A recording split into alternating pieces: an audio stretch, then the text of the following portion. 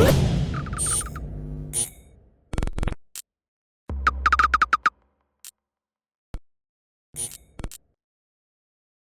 is Andy Purewal for Boxing Social in association with Betfred, and I'm joined by Dalton Smith over Zoom. Dalton, it's been a while, mate. How are you keeping? Yeah, good as gold as always, and yeah, nice to catch up again. It is indeed, mate. It's good to hear you're doing well alongside that. Obviously, some exciting news for yourself coming out earlier. You've agreed and you've signed to a new 5-fight deal with Matchroom. So, talk to me about that first, Dalton. How excited are you to get that over the line? Yeah, it's exciting news, and it's something what's been going on behind closed doors for a while. Obviously, Sean O'Toole, my manager at STN, and yeah, so they've been working hard on that, and it's just nice for me to get it finalised now, and look forward to the my next couple of fights where I feel like I'll be pushing on. Talk to me about this 5-fight deal, Dalton. What is the plan which, you mentioned Sean and STN and Matchroom have laid out for you? What's the state of play with regards to your progress? Just keep it how it's going at the minute. Like you said, last fight out, we picked up the English title, and it's only my 8th fight, and I was hoping for an international title in my next fight. Touch wood, all that goes to plan. And, I think it's more from my team to look more ahead and have a plan, but for me, it's just looking one step at a time and each fight at a time, and I never try and look over that. So even though it says 5 fights, for me, it's just the next fight. And it's trying, hoping to get an international, and stepping up the opposition like I have been.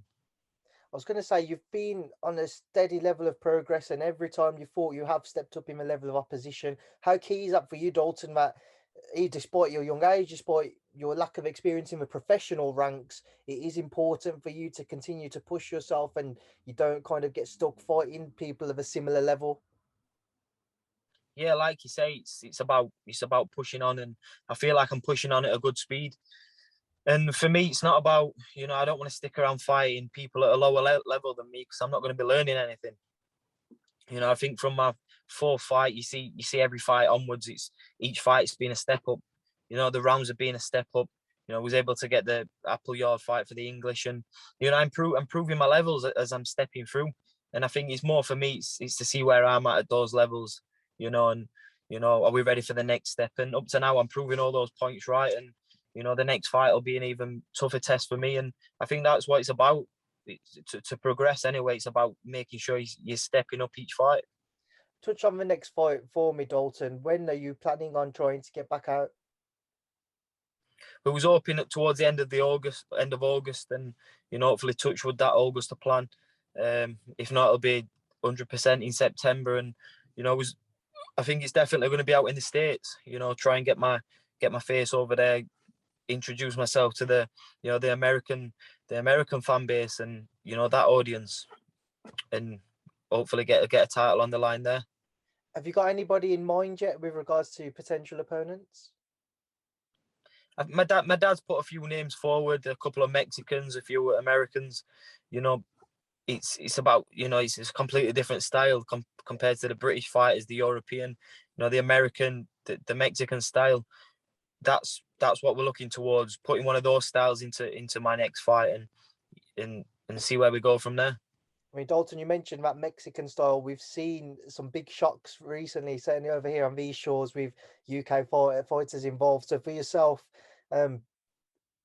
is that something that makes you a little bit more wary heading into a potential fight? I think you've got to be wary in any fight you're going. Just because they're a Mexican or American doesn't make them, any different. They've got 2 arms, 2 legs, and they can throw as many punches as I can throw. And it's about your ability, and it's what you're capable of. And you've got to see where you're at in those deep waters. And I feel like fighting like you say, a Mexican, American, one of those styles, they're going to push me more. They're going to show me more than what I have been fighting the British level guys. So yeah, it just fuels me even more. It gets me, there's more fire there for me to get up for. Dalton, but when we've spoken in the past, you've spoken about your ambitions to push towards world level. Obviously, picked up the English title last time out, so still it is a considerable way away yet, but you're on your way to it. With that in mind,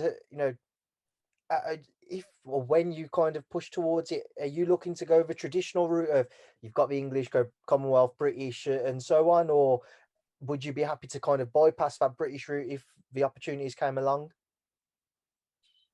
So I'm back. No, it's 100%. I want to get the British title, and I'm in no rush. I'm not saying the British title the next fight, but definitely in the next 12 months, I want to be fighting for that British title.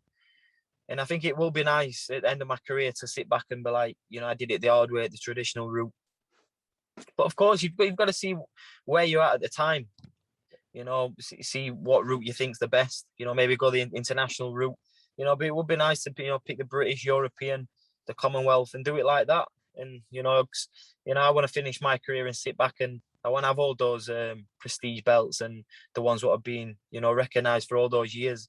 I want my career I want to look back on my career and have those.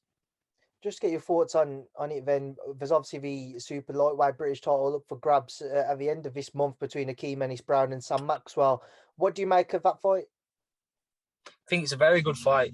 A 50-50 fight. I rate Sam. I think Sam's the bigger puncher in the fight, and I think that's quite obvious. I think Riddy's got a very awkward style. You watch him on tapes, and he doesn't look like he brings a lot what trouble me anyway. But it's the way he beats guys and people. He's got a very awkward rhythm, the way he throws shots. And obviously the more I haven't seen much on him, but what I have seen, you can see why it's so effective, because people don't know what to do with that rhythm. And I'd be very confident when we come to fight, in beating really. But he's the more you see him, you see why he's so effective, and he's a good fighter, and it's very awkward to look good against Akeem Ennis-Brown. Who do you edge towards in that fight between Akeem Ennis-Brown and Sam Maxwell? I think it could go both ways, and I think obviously in a puncher's chance, Sam Maxwell, but Akeem Ennis-Brown is so awkward, and Sam just got to make sure he keeps his shape, sticks to his game plan, and possibly Maxwell can beat him, but like you say, it's an awkward fight. I think anybody who Brown fights, they're in a hard fight. And also, obviously, you got Sonny Edwards just back in the gym now. How's he doing? Obviously, ahead of his mandatory defence. Sonny's just Sonny, isn't if anyone follows him on social media, they always know what Sonny's up to, and he's a character of his own. I think that's why people love him or hate him. He's like Marmite for most people, but he's a champion, and he's a world champion, and he's that for a reason. He's an exceptional talent, and yeah, he's back out in September, and I think he's going to have a very successful career. He put a tweet out, I think it was yesterday or the day before that, where he said he's surprised that your father doesn't get more recognition for receiving Trainer of the Year awards amongst other accolades. I know he's your father, but given the success he's had with Sonny, he's had with Charlie, he's having with you, are you surprised yourself that maybe your father doesn't seem to get as much recognition, or would you disagree with that? No, I think my dad's never really got the recognition he deserves, but I think that's just on my dad's character, because he's not one for the limelight. I think people know for himself. People sometimes can maybe sound arrogant because he says, "No, I don't want to do interviews." He's not in it for that. He's like he says, "I'd rather my fighters do the interviews." He's not in it for the cameras, and he just does it because of the enjoyment of seeing his lads win, his lads achieve, and I think that's why he probably never gets the recognition, because he don't want the limelight. He don't want to be in the public eye, and maybe that's a thing. But my dad's not bothered about that. He knows as long as his lads are winning and he's doing what's right for his lads, that's all my dad cares about. And then just final one, Dalton, there's a lot of talk of him, and it seems like Josh Taylor and Jack Catterall will go ahead towards the end of this year. Again, it's in your division, super lightweight, it would be the undisputed title. So just get your thoughts on it. What do you think will happen? Again, another great fight, and I think the super lightweight division, it's packed from domestic to British to world level, and I think Josh Taylor is pound for pound one of the best fighters in the world, and you know, I think that maybe this could be a fight where Catterall can prove himself, you know, show what level he's at. You know, obviously I've done quite a lot of sparring with Catterall, and you know, he's a very good fighter. You know, very very technical, very precise, doesn't waste much, and I think it's, you know, I'd favour towards Taylor in that fight, but you know, I think Catterall's has got it in the bag as well.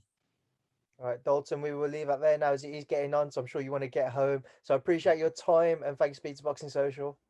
Appreciate it as always. Thank you.